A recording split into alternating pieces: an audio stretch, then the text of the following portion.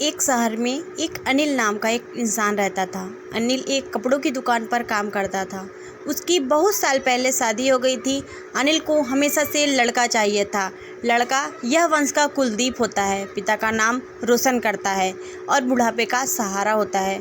पर लड़की शादी करके चली जाती है, ऐसी सोच रखने वाला वह पड़ोसियों को भी यह बात बताता था। शादी के कुछ साल बाद उसे 2 लड़के हुए। बड़े के बेटे का नाम करण और छोटे बेटे का नाम किशन रखा। बाद में कुछ सालों के बाद उसकी पत्नी का निधन हो गया। उसके बाद उसने उन दोनों बेटों का ख्याल रखा। समय बीतता गया और उसके दोनों बेटे बड़े हो गए और अब दोनों बेटे नौकरी कर रहे थे। दोनों की शादी भी हो गई। शादी होने के बाद भी वह सब एक साथ रहते थे। कुछ साल एक साथ खुशी में गए, लेकिन बाद में दोनों भाई एक दूसरे के साथ झगड़ा करने लगे और दोनों बहुएं में भी छोटी छोटी बातों पर मतभेद होने लगा। यह सब देखकर अनिल को बहुत बुरा लगता था। अब दोनों ने अलग रहने का निर्णय कर लिया था। वह अलग हो गए। फिर पिताजी का ख्याल कौन रखेगा, ऐसा सवाल निर्माण हुआ। दोनों बेटे एक एक महीना संभालेंगे, ऐसा तय किया गया। अनिल एक बेटे के साथ 1 महीने के लिए रहने लगा, फिर दूसरे बेटे के पास 1 महीने, ऐसा उसका बंटवारा हुआ। पर जैसे जैसे वक्त बीतता गया वैसे वैसे बहुओं और बेटों में अनिल को लेकर झगड़ा होने लगा। दोनों बेटों के घर में झगड़े का कारण अनिल रहने लगा। यह बात अनिल को अच्छे में समझ में आ गई थी। अब अनिल को पुरानी यादें याद आने लगी थी। उसने ज़िंदगी में कितनी बड़ी गलती की थी, यह उसे अब समझ में आ रही थी। पर अब इसका क्या फ़ायदा। आखिर दोनों बेटे ने पिताजी को वृद्धाश्रम भेजने का निर्णय कर ही लिया।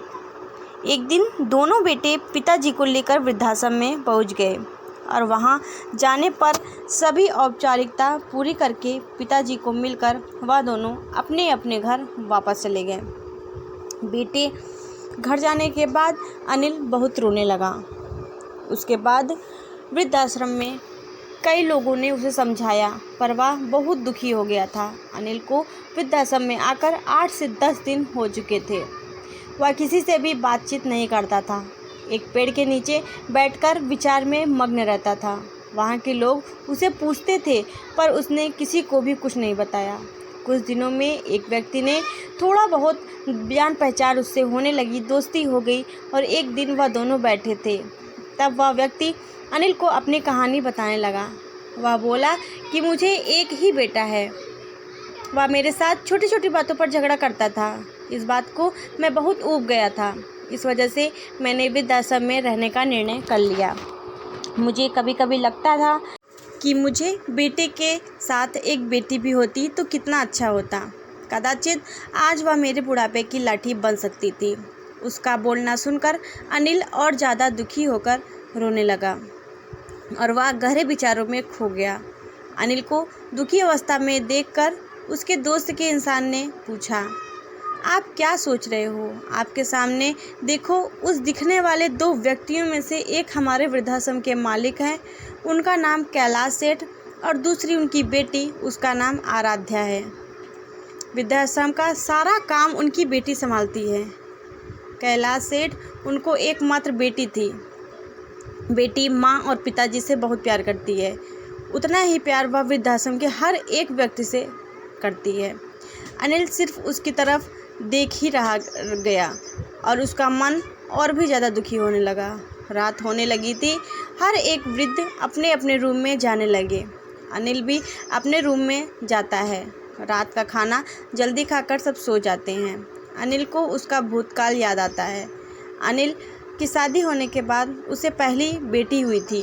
उस वक्त उसे बहुत गुस्सा आया था। पत्नी के मना करने के बाद भी गुस्से में उसने बेटी को उठाया और दूर जाकर उसे कहीं छोड़ आया। पर अब पश्चाताप करने के सिवाय रास्ता भी नहीं था। अनिल को रात भर नींद नहीं आई। दूसरे दिन वृद्धाश्रम में एक छोटा सा प्रोग्राम था। हर एक जन जल्दी उठते हैं और अपने अपने काम में लग जाते हैं।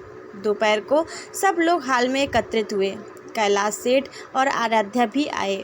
वहाँ पर प्रोग्राम चालू था। तब कैलाश सेठ का ध्यान 2-3 बार अनिल की तरफ गया। अनिल उनको देखकर बहुत उदास बैठा हुआ दिखा। उनको लगता है कि शायद उसकी तबीयत अच्छी नहीं होगी। प्रोग्राम ख़त्म होने के बाद वह अनिल से बात करने के लिए उनके पास जाते हैं। वह अनिल को दुखी होने का कारण पूछते हैं। तभी अनिल बहुत रोने लगता है और थोड़ी देर बाद वह अपनी पूरी कहानी उसको बता देता है कि मुझे भी पहली बेटी हुई थी, पर मुझे बेटी नहीं चाहिए थी, इसलिए मैं गुस्से में आकर उसे छोड़ कर आया। आज जब मैंने आपको आपकी बेटी के साथ देखा तो तभी मुझे समझ आया कि बेटी कितना प्यार करती है। मेरी बेटी भी मेरे साथ होती तो मुझे यहाँ वृद्धाश्रम में रहना नहीं पड़ता। मेरे दोनों बेटों ने मुझे दुख के सिवा कुछ भी नहीं दिया। मैं आज अपने पापों की सज़ा भुगत रहा हूँ। अनिल की यह सब बातें सुनकर कैलाश सेठ को मन में बहुत दुख हुआ।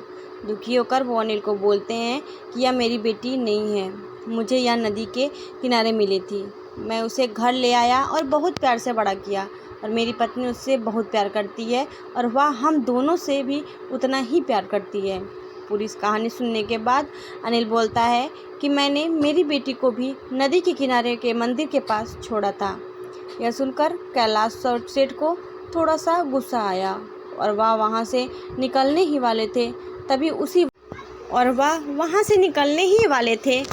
उसी वक्त वह अनिल को पूछते हैं, आपकी बेटी का बर्थ मार्क वगैरह आप बता सकते हो क्या? अनिल ने तुरंत जवाब दिया, हाँ बता सकता हूँ। उसके बाएं हाथ पर और पैर पर एक एक उंगली ज़्यादा थी। यह जवाब सुनकर कैलाश सेठ को विश्वास हो गया कि आराध्या उसी की ही बेटी है। यह सुनकर कैलाश सेठ वहाँ से चला जाता है। वह चले जाने पर आराध्या वहाँ पहुँचती है और वह अनिल को बोलती है कि मैंने आप दोनों को पूरी बातें सुन ली हैं। आपने मेरे बारे में जो कुछ भी कहा वह सुनकर मेरा मन बहुत दुखा है। एक पिता खुद की बेटी के बारे में ऐसा निर्णय ले सकते हैं, यह सुनकर मुझे बहुत बुरा लगा। आपने जो भी किया वह बहुत गलत था। आपने मुझे बेटी बोलने का अधिकार भी खो दिया है। मैं आपकी बेटी होकर भी आप मुझे रास्ते पर छोड़कर चले गए थे और मैं उनकी बेटी ना होते हुए भी उन्होंने मुझे पर जान निछावर कर दिया और इसलिए वही मेरे सच्चे पिता हैं। आप इस वृद्धाश्रम में रह सकते हैं, पर आज आपने उनके सामने जो बोला है वह फिर कभी उनके सामने मत बोलिएगा, क्योंकि आज तक मैंने उनको इतना दुखी कभी भी नहीं देखा। इतना बोलकर आराध्या वहाँ से चली गई। अनिल सिर्फ आंखों में आंसू लेकर उसकी तरफ देखता रह गया, अपने नसीब का दोष देता रह गया। दूसरे दिन सुबह अनिल बिना किसी को बताए हुए अनिल वृद्धाश्रम छोड़कर वहाँ से चला गया। दोस्तों, आपको ये इस कहानी से क्या सीख मिली हमें कमेंट में लिखकर ज़रूर बताइएगा और इस वीडियो को शेयर ज़रूर करें और कमेंट करके बताएं ये आपको स्टोरी कैसी लगी। ऐसी ही कहानियाँ सुनने के लिए हमारे चैनल को सब्सक्राइब ज़रूर करें।